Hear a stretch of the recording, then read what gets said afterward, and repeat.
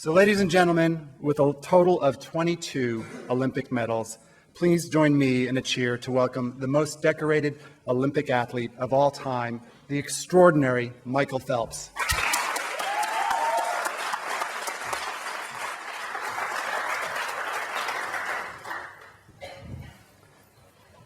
So Michael, thank you for joining us. As I said to you earlier, you could be anywhere in the world you chose today, but you chose to be here with all of us, so we appreciate it. No problem. So before I open it up to the audience for questions, I have a few of my own.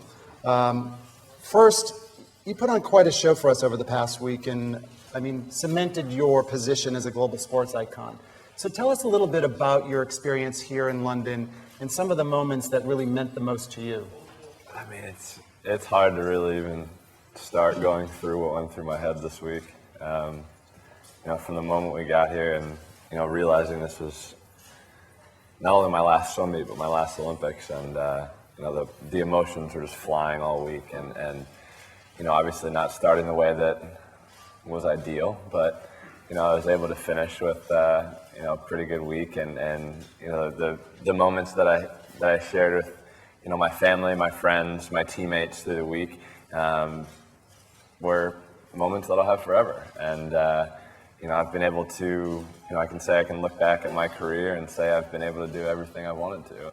My competitive part of my career is over, but it doesn't mean I'm done with the sport. The sport has allowed me so many opportunities, and I've had the privilege to do some of the coolest things in the world. And I'm still going to go with my goal of trying to change the sport and take it to a new level. It hasn't reached the peak that I want it to reach, and it's going to be fun sort of being on the outside looking in and being able to whether it is to go to World Championships and watch next year, or go to the Olympics in Brazil and sort of just being able to see from the outside, I think is something that I'm looking forward to. What's next for you? I want to go and travel around the world and just have some fun. There will be no more staring at a black line for 4 hours out of the day. But I'm looking forward to moving on to the next part of my life, and as my mom said last night, turning the page to the next chapter, and who knows where that leads me. But this is my first day of retirement and first day of my new life. Congratulations, Phelps, Leo Lucas, Mova Press. Who is your idol in sports in your life? The biggest person that I really looked up to is Michael Jordan. Just becoming the greatest basketball player I've ever is something that, I loved watching him, on and off the court and how he handled himself. And I think that was somebody that I wanted to be like, and I said this to Bob last night, being able to put our mind to everything and being able to do everything we've ever wanted to accomplish. I think it's pretty cool. I looked up and I said, looking up to Michael Jordan, I said, I can finally look back and say, we've become the greatest. And, I had my goggles on, so I was hiding my tears. But Bob was standing on the deck, and he, as soon as I got out of the pool, he was like, "That's not fair. You had your goggles on, and you were hiding your tears." He's like, "I was standing on the pool deck with all the other coaches, and mine just came streaming down my face." So, he was somebody that I definitely wanted to try to be like, just because also he changed the sport of basketball and how people looked at it, and that's something that I've wanted to do for the sport of swimming for so many years, and I can finally see it happening. Michael, I'm wondering if you're relieved today, and secondly, what are you going to do now to satisfy your competitive instincts? Michael Jordan is the most competitive man who I've ever seen, and even when he retired from basketball, he still wants to win every game of cards, every game of golf, every game of tiddlywinks, every game of everything, whether it's flipping coins. So I'm wondering, what will you do to satisfy that now? I'm a very competitive person, and like I said, I think golf is going to be something that I'm going to play a lot more of. That's something I'm looking forward to, and I'm going to have the opportunity to do that a lot more than I have ever in the past. Other than that, I don't know. And I'm sure I can be competitive and with friends in everything that I do. My mom's saying words with friends right now. We're having some good words with friends battles here. we've been going back and forth for a while, and same with my sister. So, no, it's just anything, any kind of game, just excites me. You know, it's all strategy, and once you figure it out, you stick with what works. Where will you keep your medals? My medals are in a safe place.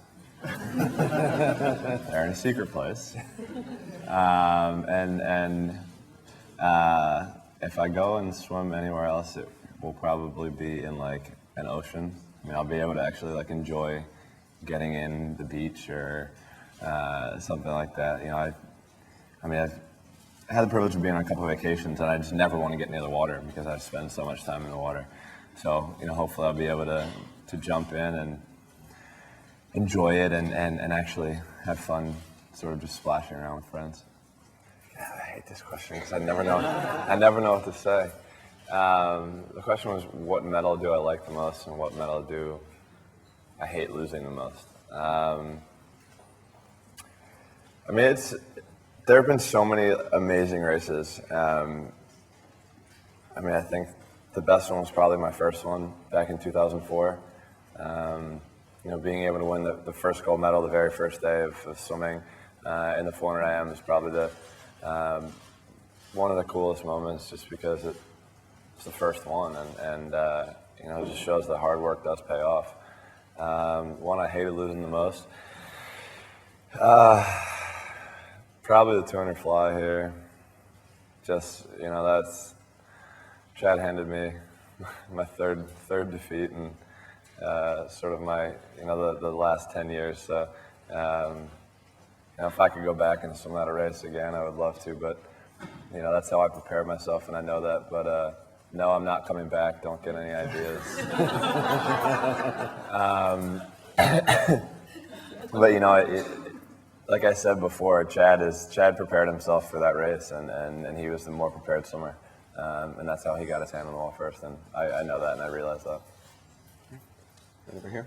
Michael, Trip Mickle, Sports Business Journal. The emphasis coming into these Olympics was on making it about the athletes. I was wondering how you thought London had done in that regard, and then also just how this Olympics compares to the previous three you've attended.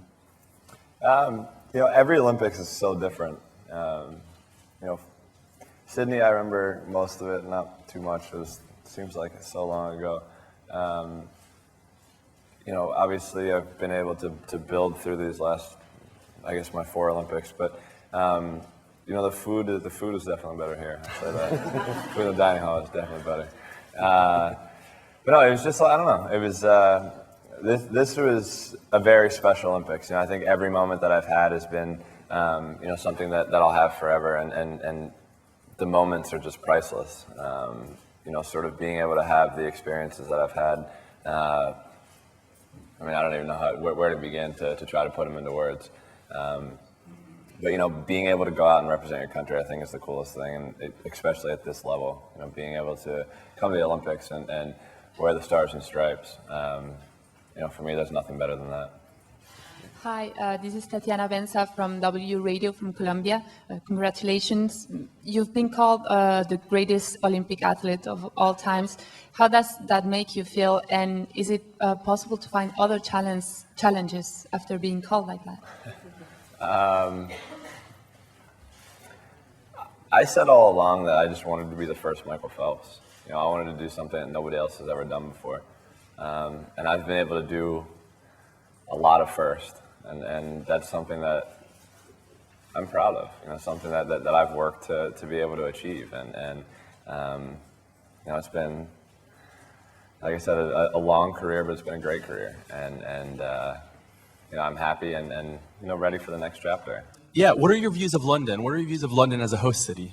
It's been awesome. You know, it's you know, I try to, every city I go to, I try to compare it to, and I always do this as an American, but I always try to compare it to an American city.